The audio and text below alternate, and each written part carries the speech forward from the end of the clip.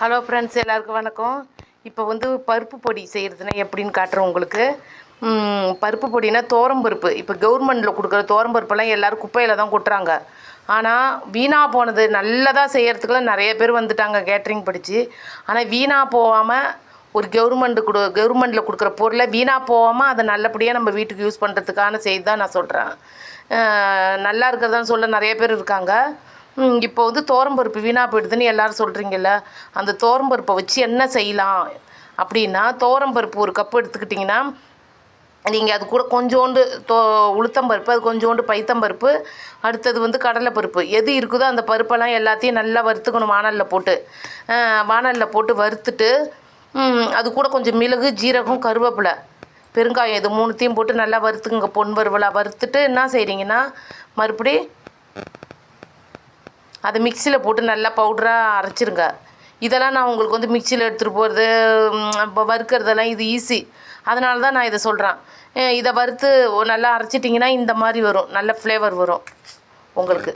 இந்த பாருங்கள், நல்லா இன்னொரு தர சொல்கிறேன். பருப்பை வறுத்துக்குங்க. பருப்பு, பைத்தம்பருப்பு, உளுத்தம்பருப்பு, கடலைப்பருப்பு எல்லாம் கொஞ்சம் கொஞ்சம், அதிகப்படியாக பருப்பு தான். இதெல்லாம் வறுத்துட்டு அது கூட கொஞ்சம் கருவேப்பிலை, மிளகு, ஜீரகம், பெருங்காயம் இதெல்லாம் வறுத்து நுணுக்கி வச்சுக்கிட்டிங்கன்னா பருப்பு வீணாக போகாது. ஒரு சத்துள்ள உணவாக இதை பயன்படுத்திக்கலாம்.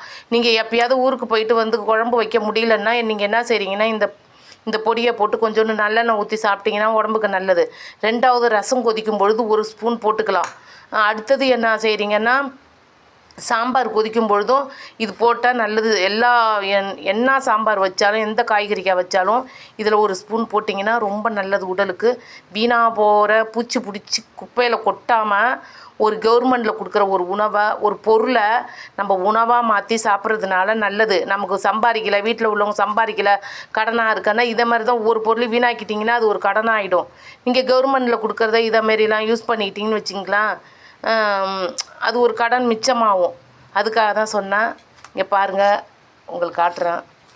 இங்கே பாருங்கள், நல்ல ஃப்ளேவர், நல்ல கலராக வந்திருக்கு பாருங்கள். இது வெறும் பருப்பு. இதை சைடு எஃபெக்ட் கிடையாது. இது குழந்தைங்கள்லேருந்து இது கொடுக்கறது தான். இதை மாதிரி நான் நிறைய தடவை செஞ்சுருக்கேன், நிறைய தடவை சொல்லி சமைச்சிருக்காங்க. அவங்க நல்லா இருக்குன்னு ரிசல்ட்டு சொல்லியிருக்காங்க. நீங்கள் இதை யூஸ் பண்ணி பாருங்கள். ஈஸியான வேலை இது. பருப்பை யார்கிட்டையும் கொடுக்காதீங்க, கீழே கொட்டாதீங்க. கவர்மெண்ட்டில் கொடுக்குற பருப்பை நீங்கள் வீணாக்காமல் இது செய்யுங்க. இது செஞ்சு பாருங்கள், ரொம்ப நல்லாயிருக்கும். அவ்வளோதான். ரொம்ப தேங்க்ஸ். நீங்கள் இது இதை செஞ்சு சாப்பிட்டு பாருங்கள். அதுக்கப்புறம் யார் யாருக்கு பிடிச்சிருக்கோ அதை கமெண்ட் பண்ணுங்கள்.